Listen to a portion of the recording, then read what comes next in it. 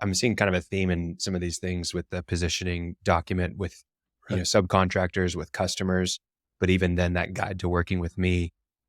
I think in all those things, really what you're doing is you're setting the stage for the narrative of how this job is going to go. Like you're controlling the narrative more or less. And I think that's something that's often not done enough in terms of how your employees interact with customers and how they understand your business. A lot of times an employee takes a job because they want to get paid. They feel like they have the skills to do the job, or maybe it's a promotion so they can learn new skills, and that they like the people they work with. But not a lot of times are they thinking about the actual customers and how you're solving their problems whenever you're taking that job. Right. And another great thing that I saw, especially, if you're a contractor that is fairly large and you're not really getting to onboard every single employee, that's another, manager's job is to onboard employees, train them on the systems that you use, get them set up inside of your company. This guy is basically in that position, and what he does is he records a video, and it's really scripted. The first minute is custom to that new employee. Excited to have you along. I see that you're coming from this place. Whatever personally thing he can say in the first minute. The rest is really just scripted that he resays. And in it, he covers who we are, why we exist, how we help our customers, and what we do to help them today. And so just by covering those things in that video, one, it makes the employee, the new employee feel welcomed and like they matter because it's a personal video. But two, the first interaction they're getting with the CEO, owner of the company, is about the customers. And so they're going to take that with a certain level of, I need to be listening, and this really matters, right? And I think the more that you can take it back to the customer, a lot of times inside of your work, even at that, technician level or whatever, and think about the customer and how you're solving their problems and how you're meeting their needs. If you know those things, you do your job differently than if you're just seeing it as a task, if you're seeing it as a checklist that you've got to, check.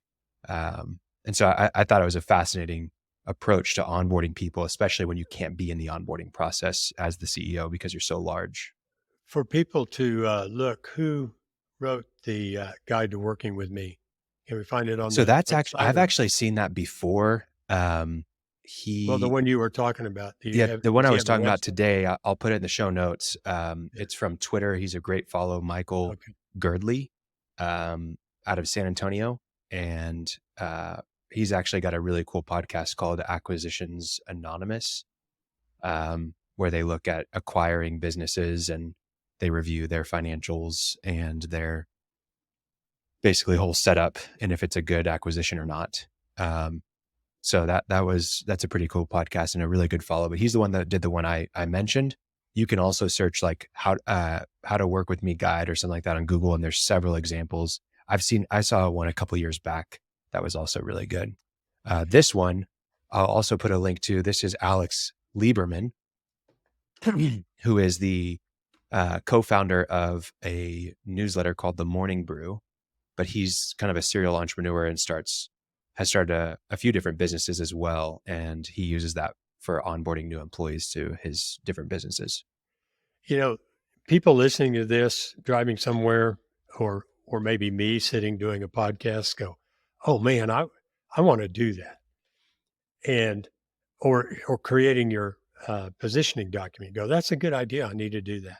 And then you're starting to think, oh, when am I going to sit down and write this? Or maybe I get Chat GPT to help me write it, right? Yeah.